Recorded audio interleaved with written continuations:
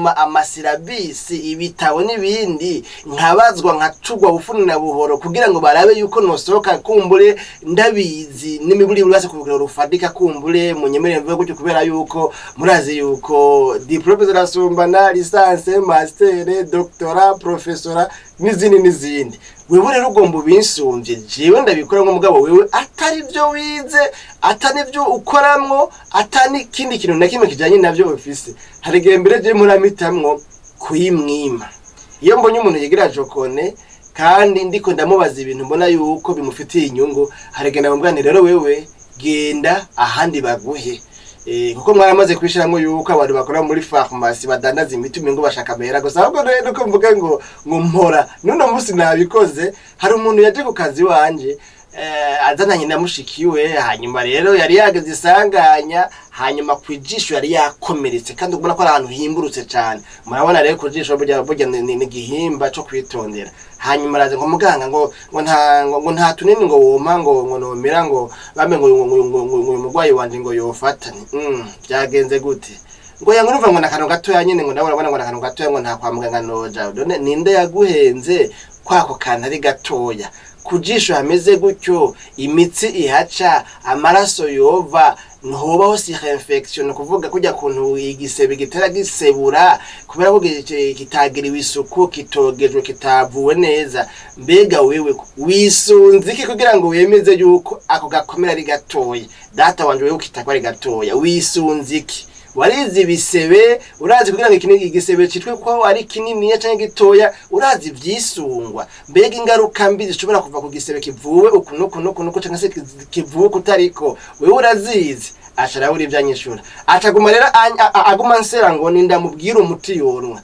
ndacenda ngane rero nkwereke nimba utagomba gukurikiza uko ndabikubwiye jewe nk'umuntu abikoramo genda handi baguhutwa tunini we ushaka kugira ngo ejo nimba uyo muntu wawe gikomeye casebuye kikabura kikamera nabi akaba no guhuma yohuma ntuzovuge ngo ujya muganga wa hanaka niwe yamvuriye umugwayi nabi kandi atari yamuvuye ahubwo wewe wamubwiye ngo mpa utunini tuvura ibi nibi nuko rero ingaruka mbi rero ya mbere tubonye muri kino kiganiro yagamuga gacuno munsi muri zino ngaruka mbi zikomoka ku gufata imiti umuntu wenyene yibwiye canke abwiwe n'abagenzi biwe ni ingaruka ya mbere mbi ni yuko bwa mbere bw'umuntu ntabazi neza uwo muti nibiwugize kw'ivyo biwugize bihuye n'ico kibazo afise. Icya kabiri ndabwo tuvuga byinshi cyane gose kuko nta magwara hogwa kandi kibari kirekire cyane namwe byo mwava mu rumwanya ko kiraba kumbura bivanye n'ama preoccupation ubuzima bwa misi yose mufise. Icya kabiri kiri mu ngaruka mbi zikomoka kuri kuno gufata umuti utabwiwe na muganga ahubwo umuti wibwiye cyangwa ubwiwe n'abagenzi nicuko iyo ngaruka ishobora gukoma ku muti wenyine ubwawo ni ingene ushobora gusanga uwo muti ufise novuga ngo toxicity uri toxic wewe dufate nk'akarorero ufise nk'igitigu kitifashe neza ufise ingwara y'igitigu canke wewe ufise ingwara novuga ngo y'amafigo kandi ibyo bihimba navyo birakenewe cyane gose mu bijanye no kuyungurura amaraso n'ibindi byose kumbure novuga ngo kugira ngo bishobore gutriya imicafu n'ibindi gutyoye nitwe bijamwe cyane kubera tutari ntumbero yacu ugasanga rero wewe ntuzi yuko uyo muti novuga ngo ufise ubumara burengeye ubwo umubiri wawe ushobora gusiporta kwihanganira canke se novuga ngo kwemera ugasanga rero wewe ufashe uwo muti urafise ikibazo uhava gutera kubera amagara yawe kumbure asanzwe agukitse udashobora gufata iyo muti rero imwe mu ngaruka mbi zishobora guturuka kuri ibi bintu byo gufata imiti wibwiye cyangwa ubwiwe n'abandi ni ingaruka mbi yuko ushobora gusanga uwo muti novuga ngo ari nk'ubumara cyangwa ari nk'uburozi kuri we uri toxic ushobora kukugirira nabi hamwe wowe ufata kubera yuko usanzwe ufise amagara wewe atagizene adashobora kukwemera gufata uyo muti. Ingaruka igira gatatu novuga ngo mbere ngo niyo ngaruka novuga ngo ya nyuma muri zino ngaruka turiko turavuga zituruka ku miti yo nyene ubwayo. Tuvuga zitatu ngaha izo tuvuga n'izindi zikurikira n'izindi gutyoya. Mugabo muri no mugwi wa mbere w'ingaruka mbi zikomoka ku gufata imiti wibwiye canke ubwiwe n'umugenzi zituruka rero ku miti ubwayo uko imeze uko isanzwe ikora. Nico uko umuntu ashobora gufata imiti mugabo ugasanga ntazi no kuraba date de péremption yawo, agafata umuti atazi no kuraba itari ku uyo muti uzotera ko garanti, uzopfira ko, uzokwononekara. Burya buri muti wose haba hari itariki ntarengwa udakwiye kuzorenza kuwukoresha. No kuvuga uwuguze rero cyangwa se ubutwaye ugasanga nturavye niyo tariki yuko yageze yamaze kurengana cyangwa se yamaze gutigiye. Ivyo rero bikunda kuba ryari, bikunda kuba ahari na pana iyo bikuye muri pharmacy. Ko muri pharmacy mu vy'ukuri atari umukozi wa pharmacy yoba yazubaye gatoya abazi neza ko kizira kikazirizwa kudandaza imiti yataye igihe. Ariko mugabo abantu bibera naho uko umuntu agenda akagura umuti hanyuma agafata utunini tubiri canke dutatu imisi ibiri agaca yumva arakize hanyuma agaca awubika ngo nzosubira kuwumuha. Nagiye mbona abamama cane umwana arashushe ugaca wugurura paracetamol y'amazi ukayimuhako, kandi irya paracetamol kuva yuguruwe hari igihe kitarengwa idakwiye kumara, nikwiye kurenza indwi zibiri imisi 15 kumbure canke 14 yuguruye iri kirakora. Kuva yuguruye burya garanti yayo ibimaze kugira novuga ngo kugabanya igihe cyo kubaho. Nimba uyo muti wotaye igihe muri 2026 ubu turi muri 2024 mu 2011 ntiwemvire ngo uwo muti rero ngo naho wuguruye ngo uzotagarana muri 2026 wapi. Kujya wuguruye ifanta ugakura kujya mu rumye kumva nyine yavuze ngo pfu, naho yo bisigaje umwaka wose iyo fanta ngo musubira urumye wongere urumye, ntiwiyumvire yuko ya garanti yayo izoba igishitse muri 2026 wapi. Kukubera iki kuva umunsi yuguruye hari imisi itarengwa, hari amasaha itarengwa, iyo fanta izoba yamaze kuba amazi ca yononekara, umuti nawo nyene uca wononekara kubera haba hariho le composant vango chimique, hari ivyo uwo muti bawukoranye biwuzigama bituma uwo muti ugira uburambe uramba. Ivyo bintu navyo rero kuva wuguruye ni nkaho utanguye kubukoresha no kuvuga bica bigira ntibeza ngo bikunda yuko uwo muti wareka kuononekara. Rero urumva ingaruka mbi komoka ku muti wonyene ubwawo igihe ufashe utawandikiwe na muganga wawubwiwe n'umugenzi wawe, ni ingaruka mbi vuga yuko ushobora gusanga ufashe umuti warengeje igihe, wataye igihe, ugasanga wawundi yakabitse kaga paracetamol kubushuhe umwana wawe ugomba umuhe akamaranye nk'amezi nkangaye. Muramona abantu ngo yo ngo bwa bundi ngo kirazira guha umuntu umwana paracetamol wamuhaye ko haheze nk'ukwezi, ati yo jewe aho bwawe nige masanga ndayibaye imaze nk'amezi nkangaye. Kandi ari gihe murasanga byarabaye nabi nkagenda kumbure ngira ngo wari yawungurushije ko uwo muti niwe yamaye umuti wataye igihe, kumbe ntavyo yarazi ibijanye no gutigiye ku muti. Ibi rero nayo nyene ingaruka mbi imwe ishobora kuba ku muntu yabafashe imiti atahawe n'umuganga, kandi iyo miti ugasanga ni imiti yibwiye canke abwiwe n'abagenzi biwe. Tubonye ingaruka mbi zitatu zishobora gukomoka ku muti wonyene ubwawo, no kubutazi ibigize uwo muti yuko bihuye n'amagara yawe, ko bidashobora kugutera ingorane muri estomac, ko bidashobora kugutera ingorane mu mafyigo, ko kumbure bidashobora gutuma umutima uduga. Hari imiti usanga irimwo dufate nk'isukari canke se novuga ngo umurwayi wa diabete atemererwa kunwa. Wewe rero unyoye ugwaye diabete igaciduga, wewe unyoye ufise umutima kumbure nk'imiti irimo nka za caffeine nk'akarorero ugasanga umutima wawe ucuduga. Wewe unyoye usanzwe ufise ikibazo c'amafyigo ugasanga uwo mutima bambu uwo mutunyoye ni ngorane. Kuba rero umuntu atazi ibigize umuti. Ica kabiri nibijanye na toxicity y'umuti, kuyo muti usanzwe ufise novuga ngo amagaze canke se ubumara ushobora kugerane kudashobora kuba supporte kwihanganirwa n'umubiri usanzwe ufise amagara make, dufate nk'ay'ibihimba by'amafyigo canke ibihimba novuga ngo vy'igitigo, ibintu nyene nk'ivyo ugasanga umuti ntuza kuba digere neza, ahubwo uhava ubangamira amagara y'umuntu. Ica gatatu tubonye muri zino ngaruka mbi zikomoka ku muti wenyene ubwawo, mu gihe ufashe utawuhawe na muganga ukaba wawubwiwe na mugenzi wawe canke wawibwiye, tubonye yuko ari bijanye na date de péremption, itariki uwo muti uzotera kw'igihe. Izindi ngaruka mbi ziri mu mugwi wa kabiri ni ingaruka mbi zifatiye ku kungene umuti umuntu awufata. Iyi miti abantu bakunda gufata batandikiwe na muganga bativuje, bakaba babwiwe n'abagenzi babo, bakunda kuyifata kutariko. Mu kazi kanje ka misi yose ndamaze kubona abantu baza bakambwira ngo none muganga, ngo none ngo kumengo mutungo ngo mbwiye ngo ndamuho kutariko, guje ngo mpanda muhuko nuko ntuyo mwana waramwishe, wamuhaye umuti mwishe, nawe bitamwishe, mugabo birashobora kuzozana ingaruka mbi muri kazoza, kubera abazomwandikira umuti bazomwandikira imiti bisunze birafise, bisunze n'imyaka afise, kumbe nawe umubiri wiwe waramaze kumenyera gufata umuti mwinshi urengeye imyaka yiwe. Rero hari ikintu kijanye n'ingene umuti ufatwa.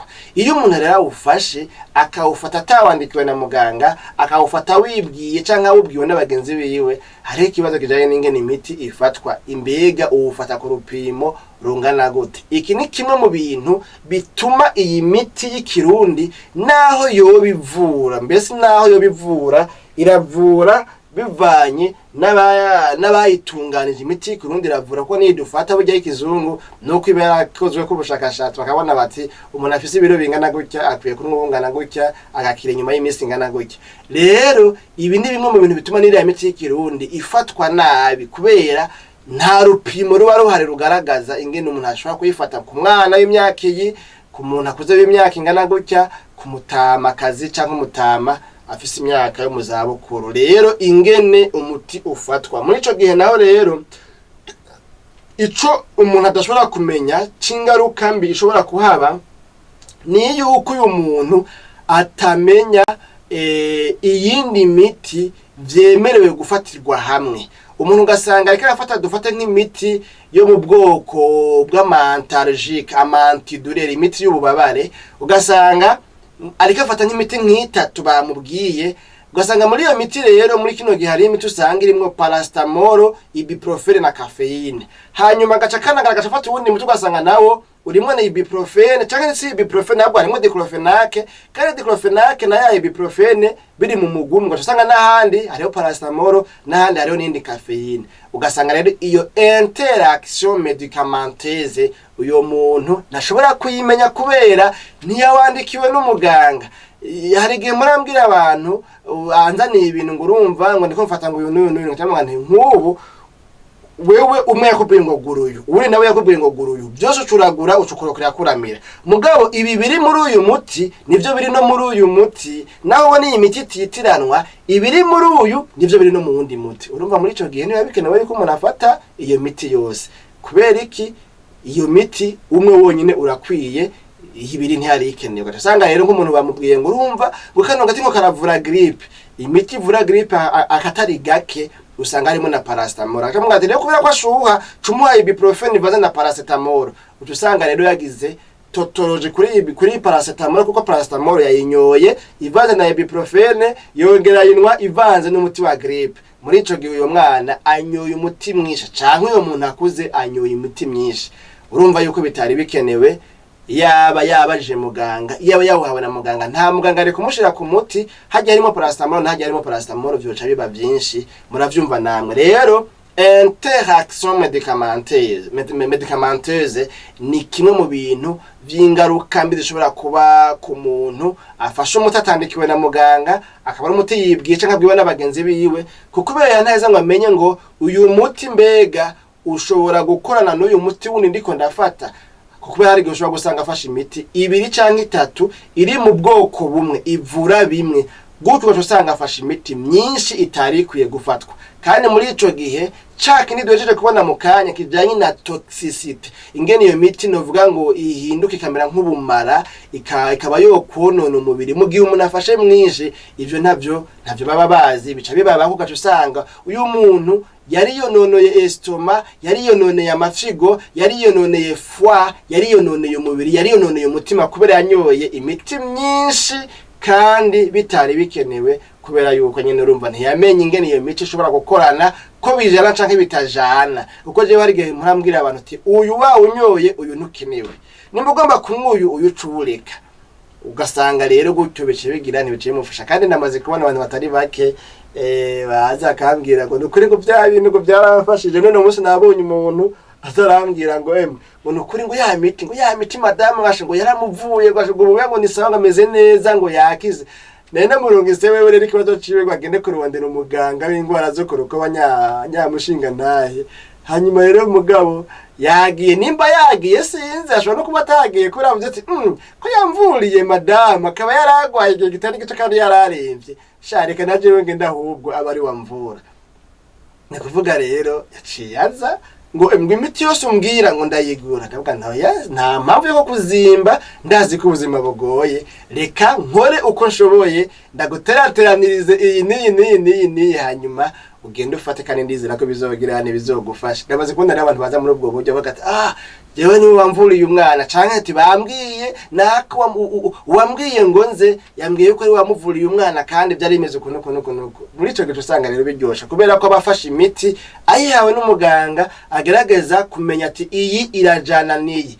No kuvuga rero ni ingaruka mbi kunda kuba ku bantu rero bafata imiti batayiyandikiwe na muganga. Niyo kutamenya rero ingaruka mbi ibamwe, niyo kutamenya imiti ijana n'iyitajana, iyikwiye gukora n'idakwiye gukora kuri ico kibazo. Iyindi ngaruka mbi ya kabiri ni kijanye no kwihenda ku rugero rw'umuti umurwayi akwiye gufata. Mu gihe umuntu afashe umuti atabwiwe na muganga, umuti abwiwe n'abandi canke wanashaka kugasanga yabisomye hano mugabo urumva nyene hari ibindi adashobora kumenya, kuko ibintu umuntu ashobora kwiga imyaka nk'ine mu kiganga ntushobora kuco ubimenya wewe. Hari n'ibyo usoma ugasanga ntunamenye niyo bitumutwe kubera nyene urumva biba bigusiga, biba novuga ngo ubufise umutwe muto ntushobora kubishiramwo byose. Rero iyindi ngaruka mbi ihari ni yuko umuntu atamenya urugero rw'umuti akwiye gufata ingene uwo muti ungana, urupimo, igipimo vwara nyemerere mvuge gutyo.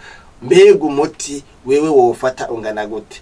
Mbega ugiye akubwiye ngo uwo muti waramuvuriye umwana, ku mwana wiwe yari afise umwaka umwe, mugo umwana wawe akaba afise imyaka 3, ubwo mumbwire yuko umwana w'imyaka 3 ahava afata umuti ungana nuwo umwana w'umwaka umwe yafashe? Nibikunda. Ubaca kubwira ibihuye n'ivyo ujya mwana wiwe w'umwaka yafashe, mugabo umwana wiwe afise imyaka 3 none wavuca umuti ungana gute? Hari abaca bestima bagaca bagereranya, agaca gwiza na kabiri canke na gatatu wa muti, n'ubundi ugasanga aciyagwa mwikosa ryo kuha umwana wiwe umuti mwinshi urenze uwo yarakwiye kumuha. Muri ico gihe urumva rero ko hari ingaruka mbikomeye yo gusanga wihenze ku gipimo c'umuti uwo muha.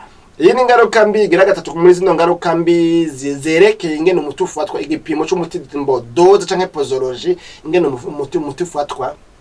Ni ingaruka mbi janye n'uko umuntu iya ibifashe atabishitse ko na muganga, atabaje muganga, arashobora gutungurwa canke se arashobora kuba surpris, arashobora guhura n'ikibazo kijanye n'ama effets secondaires. Novuga ngo ni ingaruka mbi canke se ni ibimenyetso vyerekana ko uyo muti utambo, ingaruka mbi z'umuti canke se ibintu bishobora kumubako bijanye n'uwo muti. Nkubu nk'akarora hari umuti wawunyoye usanga uca mvu mengo ugumubishe mu kanwa, ugasanga rero nk'ubu ivyo byumvise akavuga ati ahubwo rero haziyemo na malaria, agaca agana kuri ni farmasi ngo imiti ya malaria, kumbe wa muti yanwa usanzwe ari umuti ugize ntutuma mu kanwa habiha.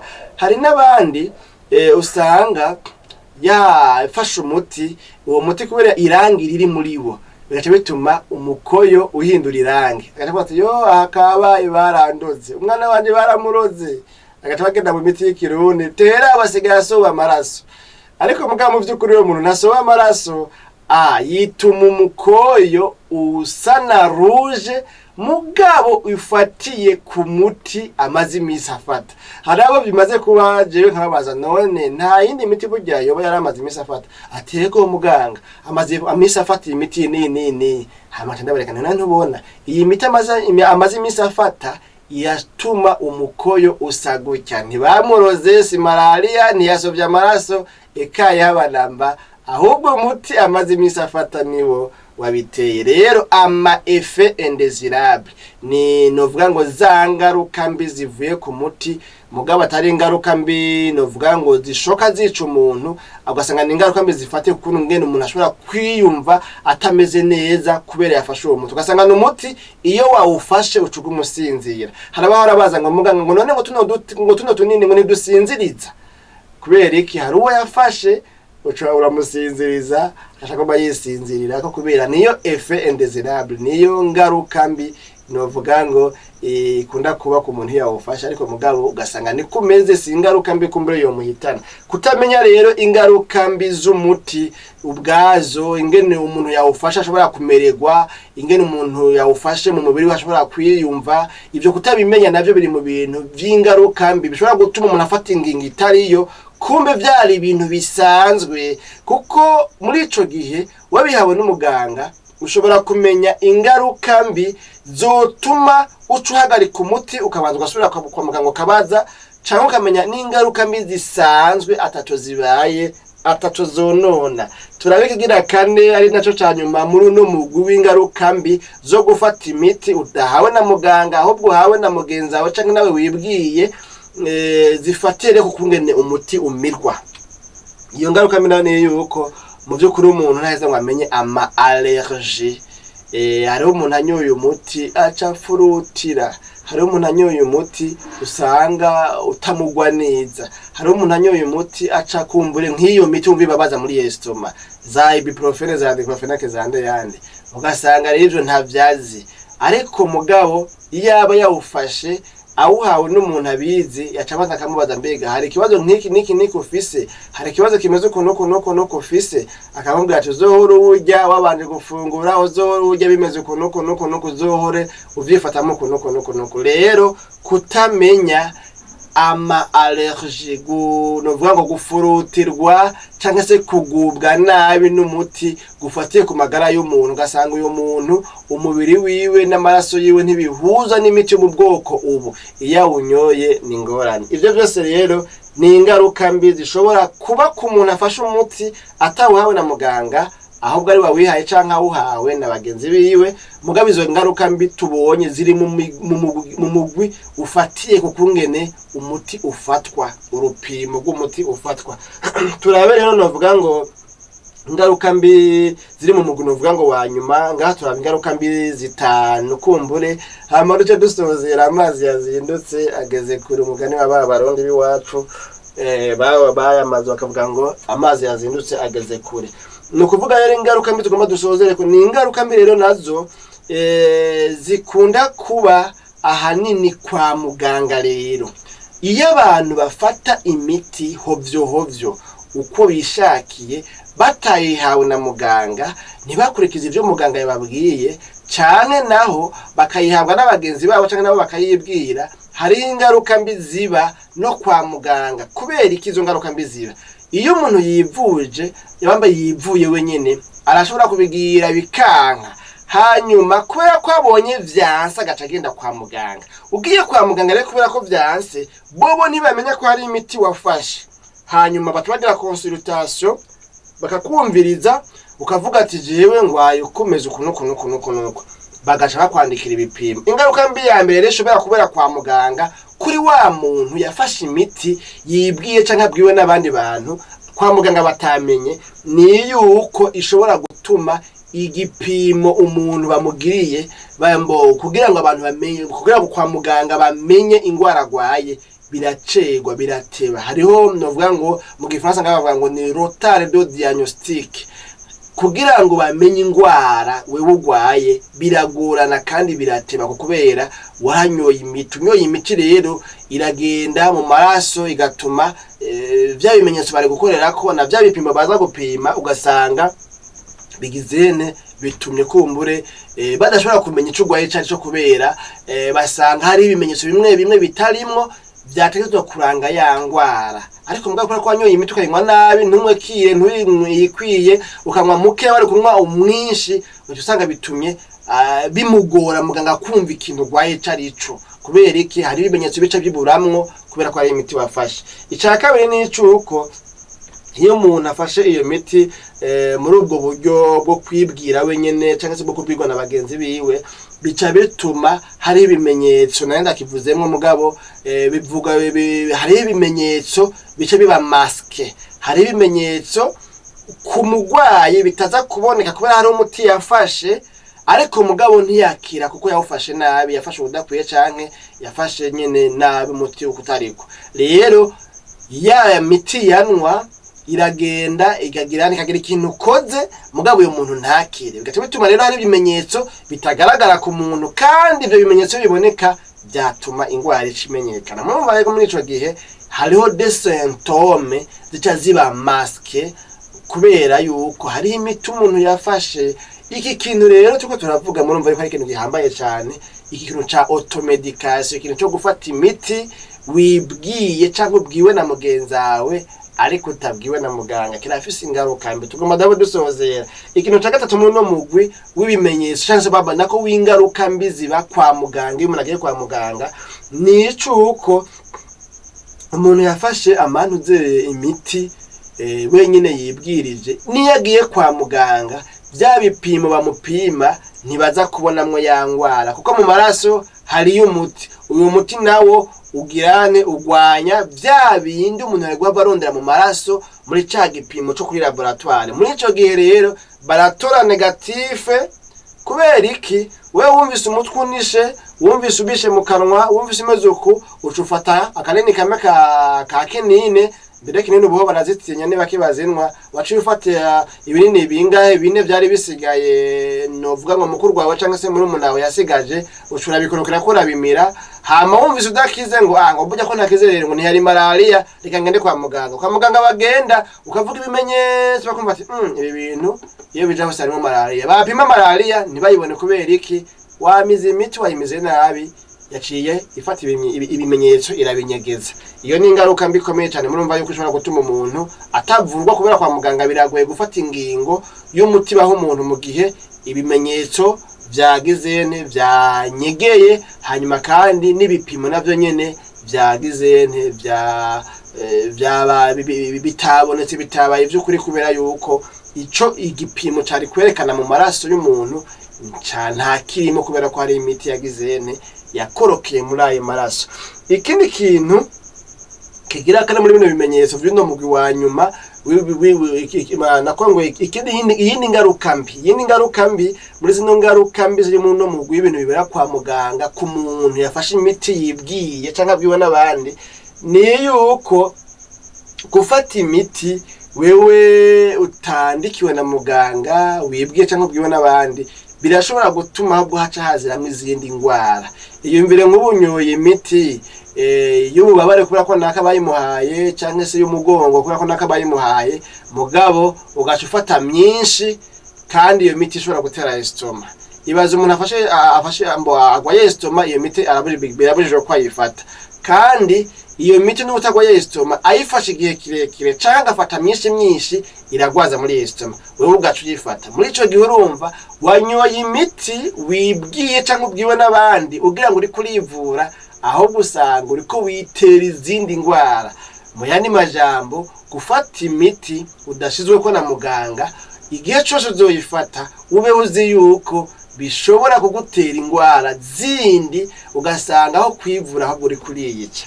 Ikimenyetso cya nyuma rero duhave dusozera ni ikimenyetso cy'uko inuzeye imiti umuntu afata atandikiwe na muganga yibwiye cyangwa abwiwe n'abandi irafise izindi ngaruka mbi zibikomere umva nko muri estoma canke mu nda. Hariho imiti usanga itera ikibazo, ugasanga iratera ikibazo muri estoma, ugasanga ni imiti ishobora konona ingene umubiri nako usanzwe uri kurakora. Muri ico gihe urumva rero yuko iyo nuzeye iyo miti ufashe ikitera ikibazo tuvuze kuri kino ca nyuma kingene hashobora kubaho aggravation demo hashobora kubaho ibindi bibazo bindi novuga ngo singwara mugabo nibindi bimenyetso vyerekana yuko umuntu yafashe imiti myinshi nk'akarorero sinzi nibaza ko batari bake mwarabikurikiranye aho vyavuze uko nakuri ariko mugabo tugomba dufate yuko data wanje byo bavuze ari byo canke naho bitoba byo mugabo niko bisanzwe bimeze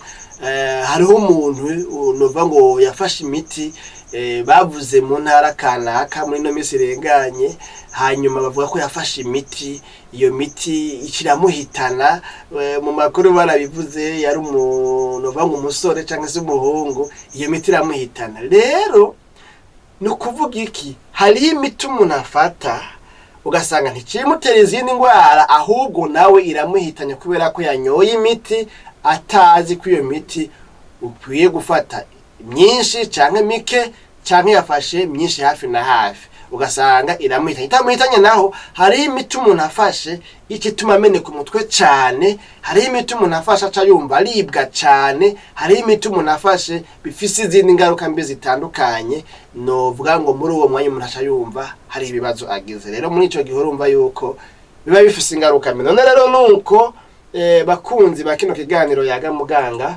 ni zino ngaruka mbi dushoboye kuvugana aho twavuze mu mugwi wa mbere ingaruka mbi zifatiye ku muti wonyene ubwawo twavuze ingaruka mbi zitatu hanyuma turaheza turaza kumugugira kabiri naho tuvuga ingaruka mbi zine zifatiye ku kungena umuti ufatwa iyo umuntu afashe umuti yibwiye atabwiwe na muganga atandikwe na muganga ingaruka mbi zishobora kuhaba hanyuma turangije tubona ingaruka mbi zishobora kuba no kwa muganga iyo bibaye ngombwa ko wa muntu yivura wenyine ubwiwe agenda kwa muganga kugira ngo bamuvure ko hari izindi ngaruka mbi zishobora kugaragara mu kwa muganga ni ibi byose dushobora kudondagwa none rero nuko ni aya majambo rero agize kino kiganiro dushoboye kubonera hamwe yaga muganga cuno munsi sinzi rero birashobora ko wari umaze iminsi nawe uhora ufata imiti ukivura wewe nyine ubwawe ngo kubera ko bakubwiye ko uyu muti uvura grippe ugacufata kubera ko bakubwiye ko uyu muti uvura kumbura inkorora ugacufata mugabo uyu muti ugasanga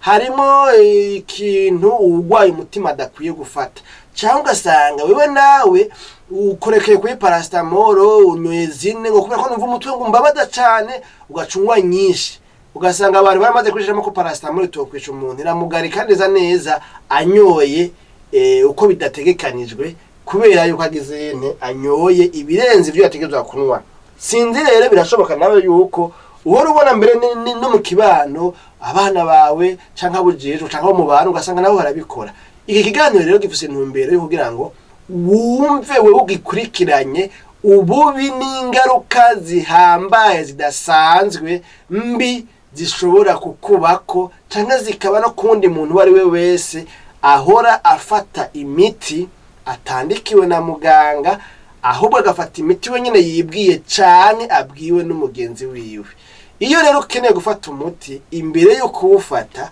ukwiye kubaza ababikoramwo ababizi bafashe umwanya bakicara bakabisoma ukabaza ati mbega komeza uko nuko mbega uyu muti ubona no ufata nimba no ufata ubona no ufata ukemera kugirwa inama ukemera guhanurwa ukemera kuvurwa apana kwivuza kubera bitagenze gutyo ibi bintu tuvuze byose muri kino kiganiro vyerekana ingaruka mbi zikomoka ku gufata imiti umuntu yibwiye canke abwiwe n'abagenzi biwe atari imiti abwiwe na muganga ashizwe ko na muganga hawe na muganga ivyo bintu bizohava bikubako kandi vyakubako bizoba bibabaje kubera uzohava wibuka kuyora washeshe wibuke ko ari ikiganiro wigeze kubona cavuga yuko kizira kikaziririzwa gufata umuti utawuhawe utawushizweko n'umuntu awuzi yawize asanzwe bikoramwo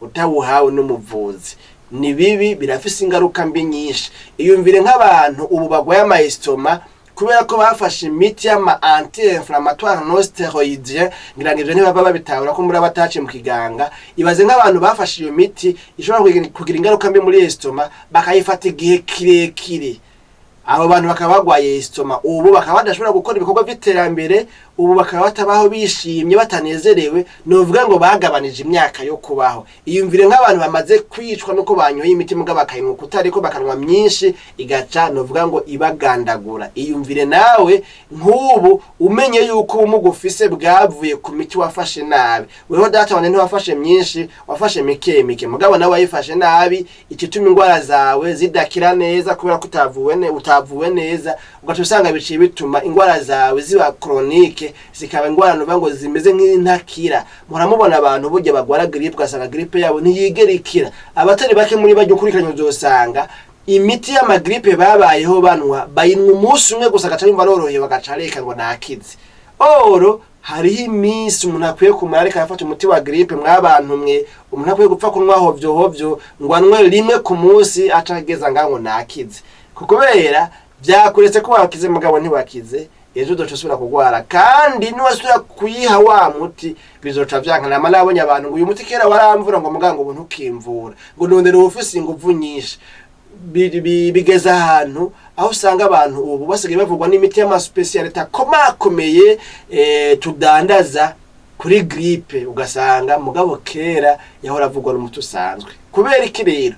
Yarafashe imiti yayifashe nabi, ingwara yiwe yaciye ikomantara, yaciye ibintagondwa. Kubera iki? Ubwo buti yaramaze kubumenyera. Ubu rero kugira ngo uyigonde nticoroshe. Hari abantu bakona gukarirwa n'amaangine mugabo gukurikiranya ugasanga ayo maangine bayavuye nabi. Arafata umuti wa angine akawufata umunsi umwe canke imisi ibiri gusa agaca yumva yakita agacareka.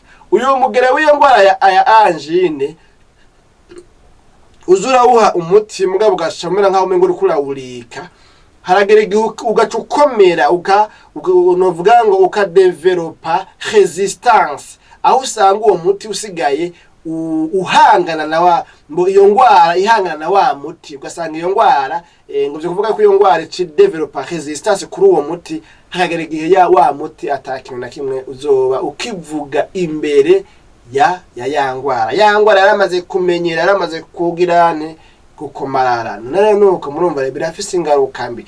Wiyumvira rero nimba uri umupapa canke uri umumama ukaba utagishoboye gukora ibikorwa byo mu rugo, ukaba utagishoboye guhahira abana bakaba bagiye kwicwa n'inzara kubera yuko ufise amagara akomoka aturutse ku gufata imiti wibwiye canke ubwiwe n'abandi mugabo utabwiwe na muganga. Urumva ko bifise ingaruka mbi haba ku muryango, duhere mbere ku magara y'umuntu, haba ku magara y'umuntu hama tukaduga ku muryango, hama tukaduga no mwiterambere ry'igihugu. Igihugu kigwije abantu bafise ingaruka mbi nyinshi zifatiye ku kunywa imiti batashize ko na muganga, ico gihugu nticotera imbere. Yambona kazoza Uburundi dufise umwaka wa 2040 igihugu cifashe, umwaka wa 2050 igihugu giteye imbere, nivyo kunda kwiga mbona kazoza tuyishikako asango tudafise amagara meza. None tubonye yuko ibintu bishobora gutuma tutagira amagara meza, harimo ikintu cyo gufata imiti tutabwiwe na muganga, tudashizwe ko na muganga, tutandikiwe na muganga,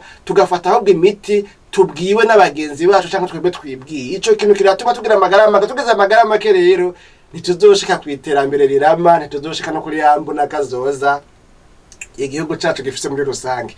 Nuko rero tugarukize ngaha nta magwara hogwa.